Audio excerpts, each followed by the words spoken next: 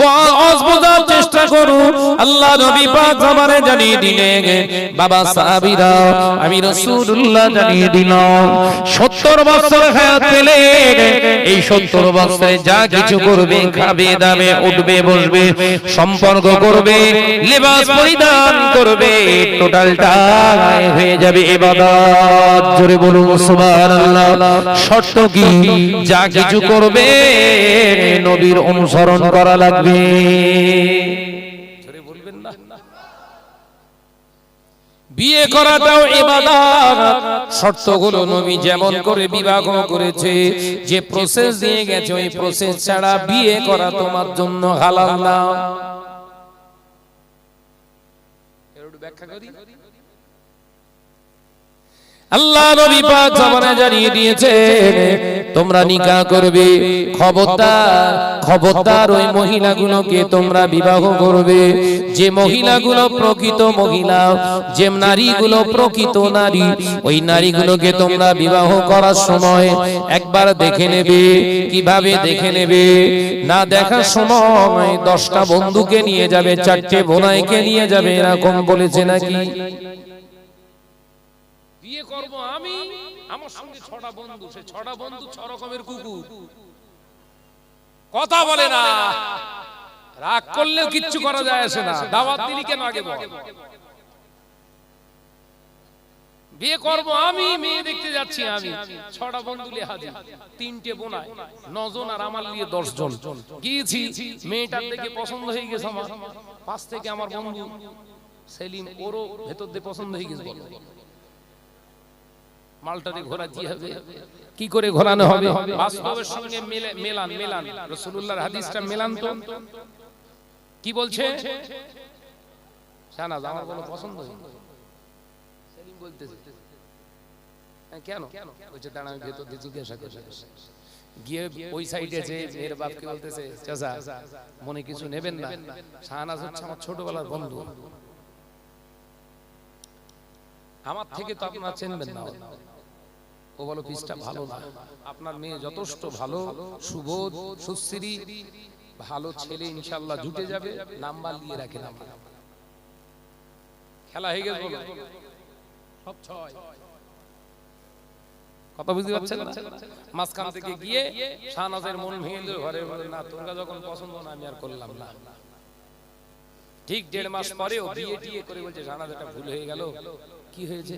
সে মা কোথা থেকে সন্ধান পেয়ে সে ঠিক সেই বাড়ি যেয়ে হাজির হয়েছে, আর সে তার সঙ্গে বিয়ে ঠিক হয়ে গেছে। হচ্ছে না, হয় না? জোরে বলেন। বন্ধুদেরকে নিয়ে দেখতে যাওয়া, বোনাইদেরকে নিয়ে দেখতে যাওয়া, এটা কোনো মুসলমানের কৃষ্টি কালচার নয়, এটা হলো হারাম হারাম হারাম। ও মুসলমান বন্ধু, তোমার বন্ধু থাকবে, মহিলা দেখতে যাওয়া জন্য জায়েজ নয়। আছে সব মুসলমান সমাজে। আমার বিবাহের জন্য যদি মেয়ে দেখতে যায়, কে যাবে আমার সঙ্গে? রাসূলুল্লাহ জানিয়ে দিলেন, তোমার বাপ আব্বাজান যেতে পারে, তোমার দাদুজান যেতে পারে, তোমার নানাজান যেতে পারে, তোমার বৃদ্ধ যদি কেউ চাচা থাকে তাদেরকে সঙ্গে নিয়ে যাও, চ্যাংড়াদের নিয়ে যেও না। মেনেছি রাসূলুল্লাহর হাদিস, মেনেছি। আমার ওয়াজ বোঝা যাচ্ছে তো? এ নওজওয়ানেরা, যুবকেরা, ছেলেরা, বাচ্চারা, আল্লাহ নবী পাক জবানে জানিয়ে দিয়ে গেলেন, পৃথিবীর জমিনে বিবাহ যদি করতে হয়, আমি রাসূলুল্লাহ সিস্টেম মেনে বিবাহ করো। বিয়ের দিন খান হলো, বিয়ে হবে কার? হলুদ মাখানো শুরু হয়ে গেল। হলুদ কে মাখাবে? 9 জন যুবক ছেলের গায়ে হাত দেবে কে? এলাকার যত ভাবিরা ছিল সব ভাবিরা এসে শাহনাজের গায়ে হাত মারে। এ 9 জনেরা ওই ভাবিদের হাতগুলো ধর, আর শিলের উপরে রেখে পাথর দিয়ে থেঁতো কর। কথা বোঝা যায় না? এরকম হয় না? হয় না? শাহনাজ মাল কাঁচা মেরে বসে। আর সবই যত এলাকার, আমি ভুল বলতেছি নাকি? যত এলাকার সব ভাবিরা এসে এরম মালকাসা যদি মারি এ দেখা যাবে না, যাবে না, সাদা চচ্চর করতেছে, ভাবিরা হাত মেরে কি সোনা কি সোনা। শরীয়ত বলছে ভাবির পাথরের উপরে হাত রেখে কাট। আলোচনা বোঝা যায় না নাকি? মাথায় ঢোকাও, নলে কবরে বাস পড়বে নি। কোন বলি সাহেবের বাচ্চা বলে না, কেন বলে না? দাওয়াত হবে না।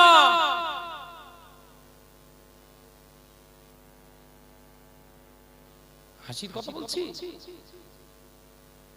মুসলমান পরিচয় দিচ্ছে শুধু গরুর গোশত খেয়ে। কি আছে তোমার? এইসব নসিহতগুলো আর হয় না। আগে হতো, মুজাদ্দেদে জামান করেছিলেন, 5 হুজুর কিবলা করেছিলেন, এইসব নসিহত করতেন।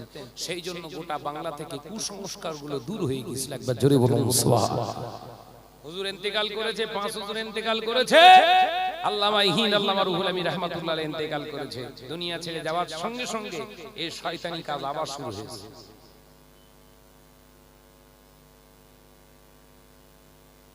আলেম ভর্তি না, প্রত্যেকদিন জলসাচ্ছে না, এসব আজ হয়।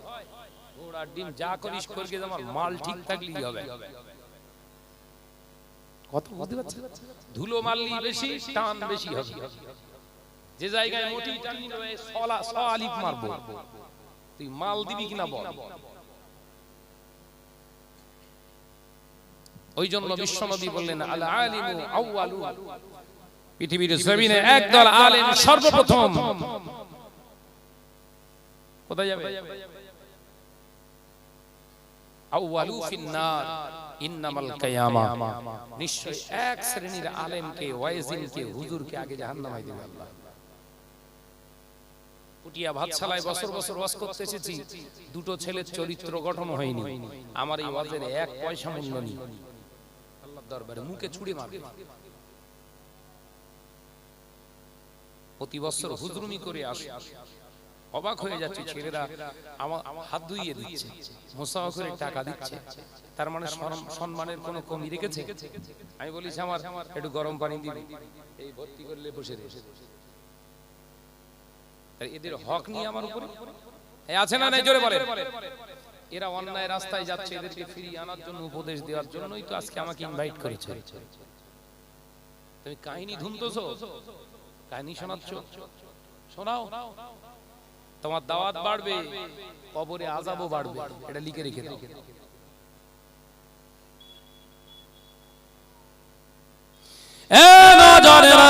যুবকেরা, ছেলেরা, বাচ্চারা, পর্দানিশিনা মা ও বোনেরা, আলোচনা বোঝাতে চেয়েছিলাম আল্লাহ নবী দো জানের বাদশা হাবিবুল্লাহকে, নবী জনাবে মুহাম্মদুর রাসূলুল্লাহকে সাল্লাল্লাহু আলাইহি ওয়াসাল্লাম নবী আমার পাক জবানে জানিয়ে দিয়ে গেলেন, ও আমার সাহাবীরা, আমি রাসূলুল্লাহ জানিয়ে দিলাম, খবরদার বিয়ের দিনেতে যেন বেগানা নারীরা ওই বরের পক্ষ অর্থাৎ বরের সামনে প্রেজেন্ট না হয়। কোন স্বামী, কোন স্ত্রী যদি, কোন বিবাহিত স্ত্রী কন্যা যদি ওই বরের সামনে প্রেজেন্ট হয়, তার ভিতর দিয়ে যদি দুজনার অন্তরটা খারাপ হয়ে যায়, একে অপরের চেহারা দেখে যদি খারাপ ইঙ্গিতে নিয়ে যায়, জিনার গুনাহ হয়ে যাবে। বিয়ে করার আগে জিনা কোন নাম খাতায় উঠে যাবে। ভাবিরা হলুদ মাখাবে না, বড় শিয়ানা বুনেরা হলুদ মাখাবে না। হলুদ যদি মাখাতেই হয়, ভাবিরা বেটে দেবে শাশুড়ির হাতে, এই লাও মা, ছেলেকে দিয়ে দিও, মেখে নেবে। কোথায় পেয়েছে সব? আর সে বিয়ে হয়ে যাওয়ার পর পরের দিন সব কাদা মারামারি করে না? সব বনিসেরা রং খেলা করছে। আবার কিছু কিছু আবার বয়োজ্যেষ্ঠ মুরব্বীরা রয়েছে, আজকে আনন্দ করবে তো কবে করবে। এই দেখো, মরার কবরে এক পা, উপরে এক পা, ওর এখনো চুলকুনি কমিনি। কথা বলে না? কিছু কিছু জলসায় যায়, তারা বলে ভাইজান আমরা আপনাকে দাওয়াত করেছি, দোকান দিতে দেবো না। কিছু কিছু মুরব্বী তারা বলতেছে দোকান না দিলে জলসা বানায়। রস কত এখন, এই কথা ঠিক না? বুঝতে বলে জানেরা, যুবকেরা, ছেলেরা, বাচ্চারা, পর্দানিশীন মা ও বোনেরা, তাহলে যুবতী মেয়েটার গায়ে হলুদ মাখানোর সময় ভাবিরা যদি ওর গায়ে হাত দেয়, ওটা জায়েজ না না জায়েজ? হারাম।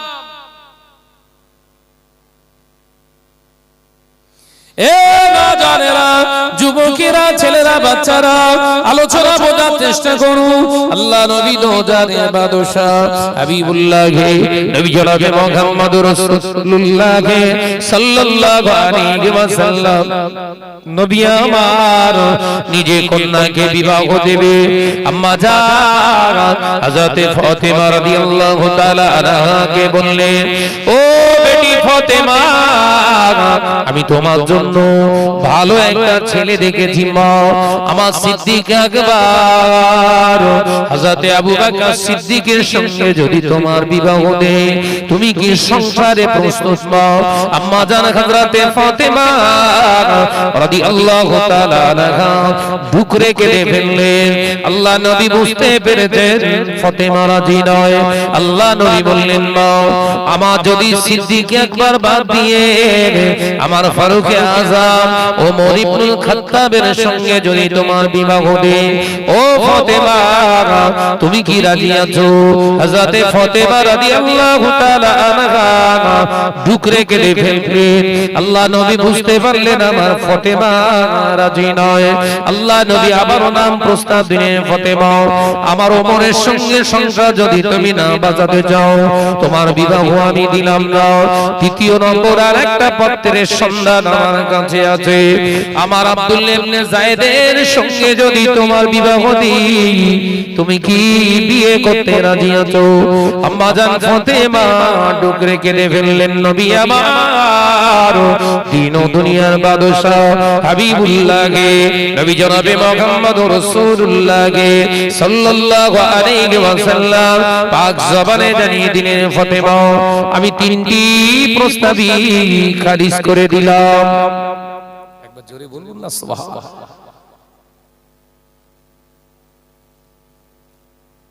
ফাতেমা, তুমি কাঁদছো মানে তুমি রাজি নেই, এই পাত্রের সঙ্গে তুমি সংসার করতে প্রস্তুত নও। ফাতেমা, আমি নামটা উইথড্র করে নিলাম, প্রস্তাবটা উইথড্র করে নিলাম, তোমার সঙ্গে বিয়ে দেব না। একবার জোরে বলুন না সুবহানাল্লাহ। বিশ্বনবীর আদর্শ দেখেন। বিশ্বনবী বললেন, কন্যাদের বিয়ে দেওয়ার সময় খবরদার মেয়েদের পারমিশন নিয়ে তবে বিয়ে দিও। এখানে ক্লিয়ার করে দিয়ে যায়, নইলে জওয়ান যুবতী মেয়েগুলো বলে এই হচ্ছে ঠিক হুজুর, বলবে না বলবে না। ওই সমস্ত মহিলার কাছ থেকে পারমিশন নিতে হবে যে সমস্ত মহিলারা শরীয়তের খেলাফ জীবন গঠন করে না, মিথ্যা কথা বলে প্রাইভেটের নাম করে অশোকনগর সংহতি পার্কে যে বসে থাকে না, প্রাইভেটে যাবার নাম করে কোথায় যে পার্ক আছে সেইখানে যে ঢোস মারে না, সকাল 11টায় প্রাইভেটের টাইম নিয়ে বিকেল 4টায় যারা ফেরে, এদের জন্য পারমিশনের দরকার নাই, বরঞ্চ তাদের মত করে দেখে দেখে এদেরকে বিয়ে দাও। তুমি বাপ হয়ে এদেরকে মানুষ করতে পারোনি, যদি তাদের মত করে দেখাতে পড়ে যায়, এক বেলা খাওয়া দেবে, তার সঙ্গে দুবেলা পেটা ফিরি দেবে। ওদের পারমিশনের দরকার নেই। কোন মেয়েগুলো বুঝতে পেরেছেন? যারা শরীয়তকে জবাই করে চলে, মা বাপের চোখে ফাঁকি দেয়, এদের পারমিশন নেওয়ার কোনো প্রয়োজন নেই। মদ খোর দেখে দেখে জামাই খোঁজো, কারণ তোমার কথাও শুনিনি। যদি মদ খোরের পাল্লায় পড়ে সাইজ হয়, এক বেলা খেতে দেবে, দুবেলা ঠ্যাঙা ফিরি, বুঝতে পারছেন? হদ্দ ঠ্যাঙা ঠ্যাঙাবে।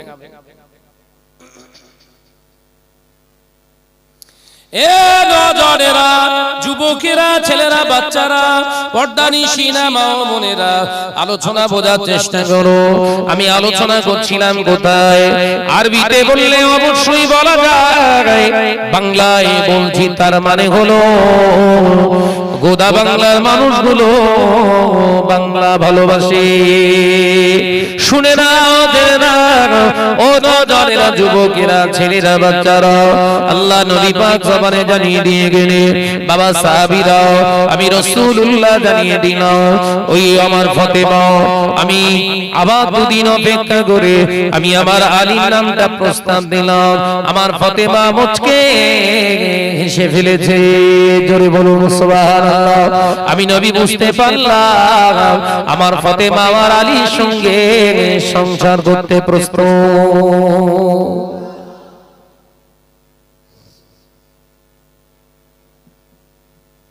ফাতেমা জীবনে বাপের অবাধ্য হয় না। আম্মা জান ফাতেমা জীবনে কোনোদিন বাপের চোখের আড়ালে পরপুরুষের সঙ্গে কথা বলে না। সেই জন্য আম্মা জান ফাতেমার পারমিশন না নিয়ে নবী বিবাহ দেবেন না। একবার জোরে বলবেন না।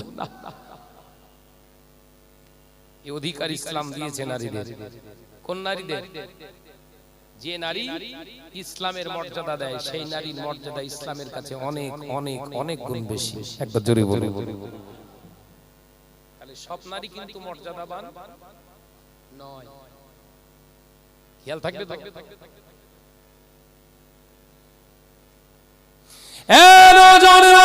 যুবকেরা, ছেলেরা, বাচ্চারা, পর্দানিশীলা মা বোনেরা, আলোচনা বোঝার চেষ্টা করো। আল্লাহ নবী পাক জবানে জানিয়ে দিলেন, বিবাহ হবে, বিয়ে করার সিস্টেম হলো যে কন্যাকে দেখতে যাবে আপনজন রক্তের মানুষগুলো দেখতে যাবে, যে পুরুষটা বিবাহ করবে ওকে জিজ্ঞাসা করো, বাবা ছেলে বিয়ের দিনেতে মোহরানা কি নগদে দিতে পারবে? ওই ছেলেটা যদি বলে না নগদে দিতে পারবো না, ওর সঙ্গে তোমার কন্যার বিয়ে দিও না।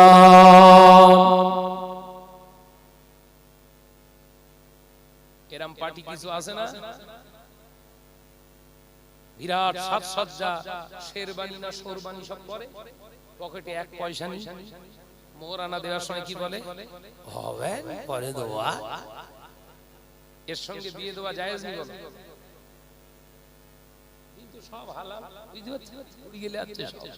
হবে না, হবে না, করতে করতে করতে করতে করতে করতে ছটা সাতটা হয়ে গেছে বাচ্চা, তাদের আবার সব বিয়ে হয়ে গেছে, তাদের আবার বাচ্চা নাতি নাত করে 40 বছর বয়স হয়ে গেছে, বিয়ে মোহরানা এখনো হয়নি। হবে করতে করতে আজরাইল এসে বলছে চ ঘর চ। কে এসে? মালিকাল মউত এসে বলছে চ চ চ চ। শীতকে পড়ে। কেন? আজরাইল তো বলবে না এসে মোহরানা মেটা, তারপর জানলো বলবে? আল্লাহ বলেছে এক্ষুন লিয়া, ওই এসে বলছে চ। 1 সেকেন্ড দেরি না, আল্লাহ বলেছে নিয়ে নাও, হায়াত শেষ, চ। কাজ করছিল মাঠে, ওইভাবে পড়ে গেছে। তার মানে কি? এসেছে আল্লাহ হুকুম দিয়েছে, কোনো কথা হবে না, চল হাট। তাহলে মোহরানা দেয়া হলো না, চাচা মাঠে শুয়ে রয়েছে। হ্যাঁ, লোক দেখতে পেয়েছে, যা আছে সর্বনাশ হয়ে গেছে, চিত হয়ে গেছে চাচা। চল চল চল, তাড়াতাড়ি লে চল। সঙ্গে সঙ্গে ধরে না লে বাড়িতে এসে গোসল টোসল দে। জীবনে কোনোদিন মুতিয়ে পানি লে গোসল দিচ্ছ না, এই কথা ঠিক না? বুঝতে পারো, জীবনে কোনোদিন পেশাব ফিরে পানি নেই। ছেলেরা সাবধান হও, এই যে প্যান পরতেছো, বসে তো জীবনে ছাড়তে পারবা না, কিয়ামত হয়ে যাবে, বসে পেশাব ফিরতে পারবি না। তুই কি জানিস? আমি কি সত্যি কথা বলছি না মিথ্যে কথা? এরা যে সমস্ত প্যান পরে বসে হয়, এই সর্বনাশেরা, সত্যি কথা বল, হয় বসে ছাড়তে গেলে হয় কসড়ে আর নইলে মাথায়।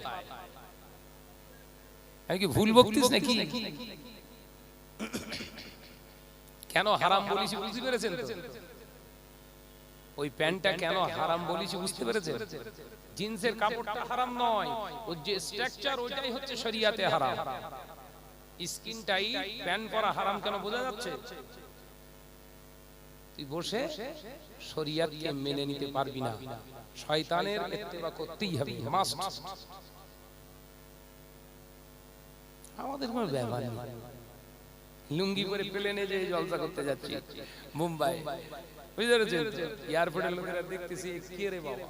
আরে মুসলমান, আই এম মুসলিম। আমার সাজ পোশাক পৃথিবীর সমস্ত কান্ট্রি সমস্ত দেশে যে দাঁড়াবো, গোটা পৃথিবীর বেদিন বেঈমানরা এক চান্সে ধরে নেবে মুসলমান। একবার জোরে বলো, নতুন করে কোনো পরিচয় দেয়া লাগবে না। আমার আইডি আমার চেহারার ভিতরে লুকিয়ে রেখেছে আল্লাহ। তোর কি আছে, তোর কি আছে? ছেঁড়া ফ্যান, বুঝতে পারছেন? ছেঁড়া ফ্যান, হাঁটুর কাছে ছেঁড়া, পাছার কাছে ছেঁড়া, সব ছেঁড়া। অ্যাক্সিডেন্টে মারা গেছে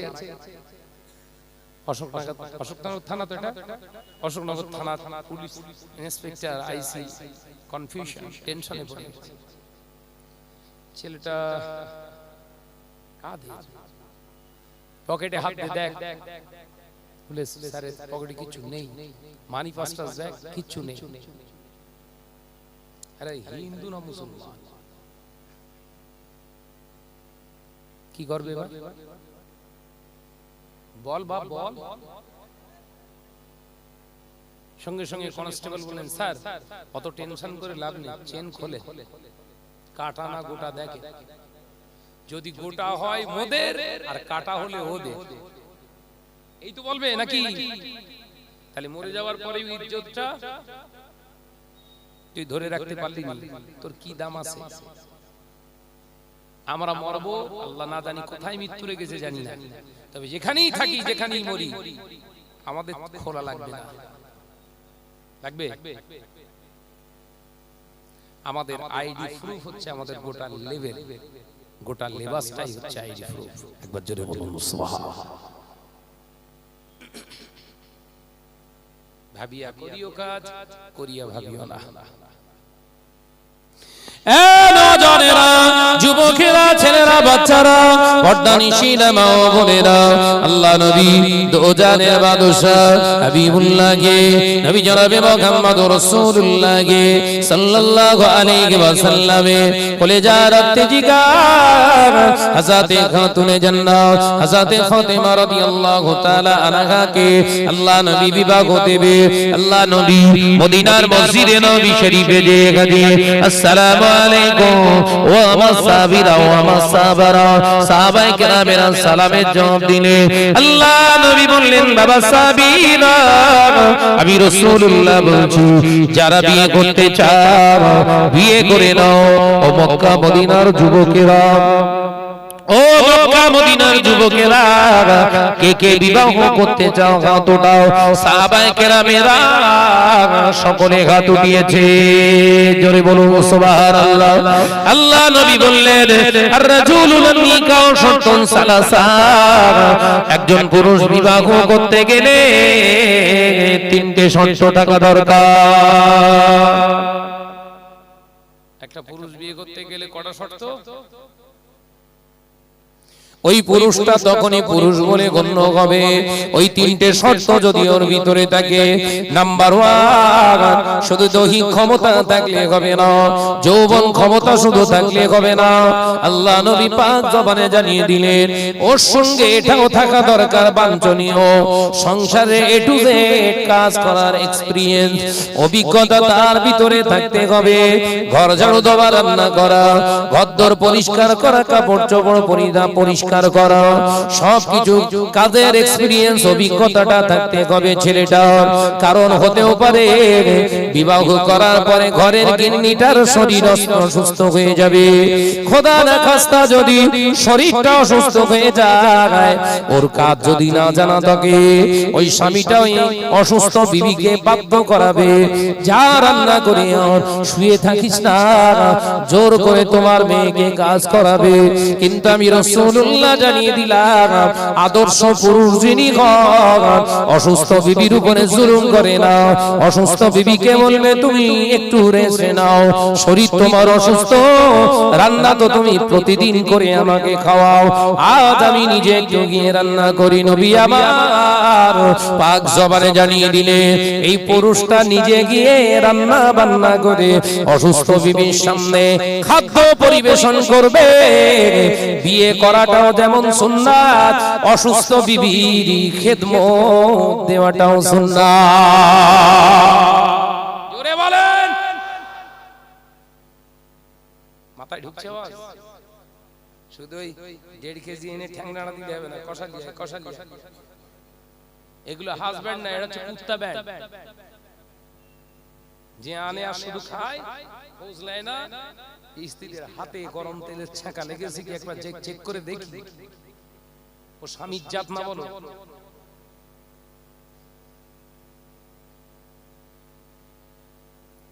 আমি নিজে পরীক্ষা করে দেখেছি, রাসূলুল্লাহর সুন্নত থেকে নিয়ে বাড়িতে একটু ঘষা মাজা করে দেখলাম, প্র্যাকটিক্যাল স্বামী স্ত্রীর মহব্বত বাড়ে। একবার জোরে বলুন সুবহানাল্লাহ। কাল কি করুন, যদি আপনার প্রতি আপনার বিবি খুশি না হয়, আমাকে ফোন করে যা ইচ্ছা বলবেন। কালকে হঠাৎ করেই বিবির কাছ থেকে রান্নাশালায় ঢুকে বলবি, তুমি সরে যাও দিন, আমি একটু আজকে রান্না করি। ও তোর প্রতি নারাজ না খুশি একবার আমাকে ফোন করে বলিস। কিংবা হাড়িতে কিছু নাড়ছে, ওর হাতে কই দেখি খুঁটিটা নাকড়িটা আমার দাও দিন, মুখের দিক চেয়েছে, মুচকে মুচকে হাসবে। একবার জোরে বলুন না সুবহানাল্লাহ। এটাই তো মহব্বত।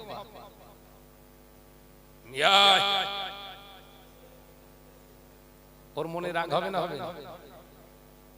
কি বলবে বলবি? ও কাঁসরের জাত শুধু খেতিয়েই আছে। নবীকে বোঝো, নবীর উম্মত বলে দাবি করবে, নবীকে একটু বোঝার চেষ্টা করো বাবা। এ নওজওয়ানেরা, যুবকেরা, ছেলেরা, বাচ্চারা, পর্দানিশিনা মা ও বোনেরা, আল্লাহ নবী দোজানের বাদশা হাবিবুল্লাহকে, নবী জনাবে মুহাম্মদুর রাসূলুল্লাহকে সাল্লাল্লাহু আলাইহি ওয়াসাল্লাম আম্মা জান হযরত আয়েশা সিদ্দিকা রাদিয়াল্লাহু তাআলা আনহা পাক জবানে জানিয়ে দিলেন, নবীর বিবি আমাদের আম্মা জান পরিষ্কারভাবে জানিয়ে দিলে, আল্লাহ নবী অনেক খাটাখাটনির পরে ভরা দুপুর বেলা ঘরেতে যখন আসতেন, হুজরা খানায় হুজুর যখন আসতেন, দেখতেন আমি আয়েশা কখনো রান্না বান্না করছি, কোন কাজ করছি সংসারের, নবী আমার ঘরের দরওয়াজার বাইরে দাঁড়িয়ে আমাকে সালাম দিতেন। জোরে বলুন সুবহানাল্লাহ। আমি সালামের জবাব দিলে আল্লাহ নবী ভিতরে প্রবেশ করতেন, ভিতরে প্রবেশ করে রাজাল গরম মুডে কথা বলতেন না। আমি আয়েশার দিকে চেয়ে মুচকে মুচকে হাসতেন আর বলতেন, আয়েশা এত তাড়াহুড়োর কোনো প্রয়োজন নয়, চলো সংসারের কাজটা তুমি একা করো না, আমি যখন আল্লাহ আমাকে আগে এনেছে, চলো তোমার হাতে হাত দিয়ে আমি রাসূলুল্লাহ দুজনের সংসারটাকে একটু গুছিয়ে নিই। আদর্শ কোথায় মুসলমানের? হুজুর তাবিজ দেন, ঘরে অশান্তি হচ্ছে। তাবিজ কেন? গোটা কোরআন শরীফ ঝুলিয়ে রাখ, কাজ হবে না। সুন্নাত নাই যেখানে, রহমত নাই সেখানে। এই মাথায় ঢোকে না। নবী নাই যেখানে, নাজাত নাই সেখানে। নবী আছে যেখানে, রহমত আছে সেখানে, নাজাতও আছে সেখানে। একবার জোরে বলুন, একবার জোরে হবে না? নবী সুন্নাত নেই, কিচ্ছু নেই, তুমি তাবিজ ঢুকিয়ে শান্তি ঢোকাচ্ছ। তাবিজ দিলি আমার গলা, কথা বলছেন না? এক একটা তাবিজ মারবো, 500,000 করে ঝাড়বো। ও 3 মাস, 2.5 মাস, 4 মাস পরে আবার যেই অশান্তি ছড়াবে, আবার যাবি তো, আবার দে, তাবিজ কাটিয়ে কেটে ফেলেছিস, এবার ডবল। কিন্তু নবীর তাবিজ, নবীর দেওয়া একটা সুন্নাত যদি ঘরে প্রতিষ্ঠিত হয়ে যায়, ও তাবিজ ছুটুকি কাটে না, ছোঁয়াচে কাটে না, বা আপনার বাস পড়লে কাটে না, সর্ব অবস্থাতেই মকাম মুকাম্মাল আমলে রূপান্তরিত হয়। একবার জোরে বলুন, এই সব তাবিজ নেই। তাবিজ যারা করে ওদের রাগ হয়, আমি সব কথাগুলো বলি তো। এগুলো যদি হাদিস পাক থেকে না বলে থাকি, আই ক্যান চ্যালেঞ্জ, সারা জীবন তোর গোলামি কাটবো। নবীর হাদিস আগে না তুই আগে? নবীর হাদিসগুলো আমাদের জীবনে, আমি তাবিজের বিরোধিতা করি না। আমার কাছে কেউ তাবিজ নিতে, আজকে আস্তে আস্তে একজন ফোন করে আমায় বলছিলেন, ভাইজান স্বামী স্ত্রীর ভিতরে অশান্তি হলে আপনি যে তাবিজটা দিয়েছেন, আপনার তাবিজে 100% কাজ হয়। কি? স্বামী স্ত্রীর অশান্তি হলে ঘুরে এসে সালাম দাও, অশান্তি দূর হয়ে যায়। একবার জোরে বলে, এই আজকে আস্তে আস্তে ফোন করছিল, এ ভাইজান স্বামী আমাকে রাগারাগি করেছে, আমি নামাজের মুসাল্লায় আল্লাহু আকবার বলে তাকবীরে তাহরিমায় দাঁড়িয়ে পড়েছি, আমি সূরা ফাতিহাও শুরু করে দিয়েছি, স্বামী এসে হঠাৎ করে এসে সালাম দিচ্ছে, আমি সালামের জবাব দিইনি, নামাজের ভিতরে আছি, আমার স্বামী এসে আমার হাত দুটো ধরে বললেন সালামের জবাব না দিলে আমি তোমায় ছাড়ব না। আমি বললাম এর জন্য স্বামীর বেয়াদবি হয়েছে, এর জন্য স্বামীর বেয়াদবি হয়েছে, কিন্তু তোমাদের অশান্তি দূর হয়েছে তো? বলে হ্যাঁ আলহামদুলিল্লাহ আমরা খুব খুশি। একবার জোরে বলুন না। নামাজটা দৌড়ে নিলে হয়ে যাবে, যেহেতু নামাজ চলাকালীন অবস্থায় সালাম দেওয়া বৈধ নয়। কিন্তু তাবিজের আমল হয়েছে না হয়নি? কাজ হয়েছে না হয়নি? নবীকে ভুলে গেছো, নবীকে ভুলে গেছো, শান্তি ফেরাচ্ছ কাগজে লিখে।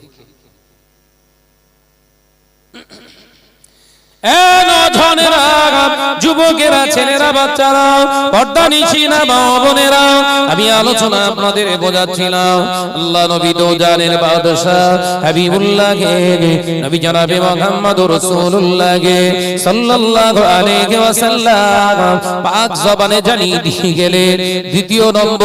দ্বিতীয় নম্বর ওই ছেলেটাকে জিজ্ঞাসা করো, ছেলে বিয়ে তো তুমি করবে বলছো, আমার কন্যার মোহরানাটা কি নগদে দিতে পারবে? ওই ছেলেটা যদি বলে না ধার বাকি রেখে দেব, রাসূলুল্লাহ বলছে খবরদার ওর সঙ্গে যেন বিয়ে দিও না। ওই ছেলেটার সঙ্গে বিয়ে দেওয়া যাবে না, যার মোহরানা দেওয়ার মতো ক্ষমতা নেই, হচ্ছে অযোগ্য। যদি মনে করেন হবে ওইরকম মালের কাছে যদি দেন তাহলে হবে না, করতে করতে দেখবেন কাফনের কাপড় পর্যন্ত চলে গেছে, আর হয়নি। লাস্টে দুটো দালাল ফিট করবে, ওই কাফনের কাপড় পরিয়ে আর ওই আপনার ওই বলেন খাটিয়ার উপরে শুইয়ে রাখবে, আর তখন যে আপনার মেয়েরকে বলবে হবে, ওই দুটো দালাল হয়তো দুটো দালাল যে বলে ভাই খুব ভালো মানুষ ছিল গো, আর কি করা যাবে, সবাইকে চলে যেতে হবে, তুমি মোহরানাটা মাফ করে দাও, আর ধরে রেখো। এই ব্যবসা চলছে না চলে? আচ্ছা দুধি স্বাদ ঘোলে মেটে, ঘুরিয়ে যদি ভাবি প্রশ্ন করে 40 বছর ধরে যার সঙ্গে সংসার করলাম, একসঙ্গে পাশে ছিলাম, তোরা ছিলিস?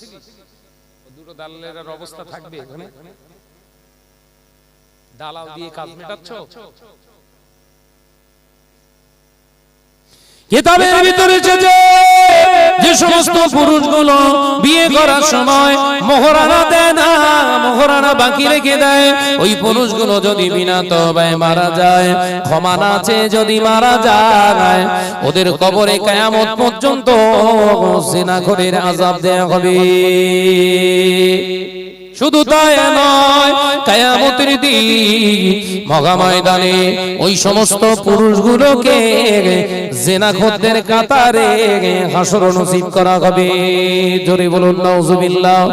ও পুটিয়া ভাতশালার সোনার মানিকেরা, কালকে পর্যন্ত বাঁচবো গ্যারান্টি নয়। আজ ঘরে যান, আল্লাহ যদি সুযোগ দেয় ঘর পর্যন্ত যাওয়া, ঘরে যে কচির মায়ের হাত দুটো ধরো, যদি নজর আপনার মোহরানা দেওয়ার মতো যদি ওকাত থাকে, মোহরানাটা মিটিয়ে দেন। যদি তা না থাকে ক্ষমা চেয়ে নেন। ক্ষমা চাওয়ার পরে যদি মৃত্যু হয়ে যায়, আর ওই স্ত্রী যদি বলে আমি তোমাকে ক্ষমা করে দিলাম, আমার আল্লাহ তোমাকে ক্ষমা করে দেবে। আজকে সুযোগ আছে, ওয়াজ শেষ হয়ে গেলেই বাড়িতে যেই আগে ধর, তুই আগে মাফ কর, নইলে খবর খুব খারাপ। কথা বোঝা যাচ্ছে তো? এর ভিতরে আছে, বাকি সব আছে। গোপন জিনিস গোপন রেখে দেন, বাড়িতে যে গোপনে গোপনে মাফ করেন, নইলে খবর খুব খারাপ বলো আল্লাহর কি। দরুদ শরীফ আল্লাহুম্মা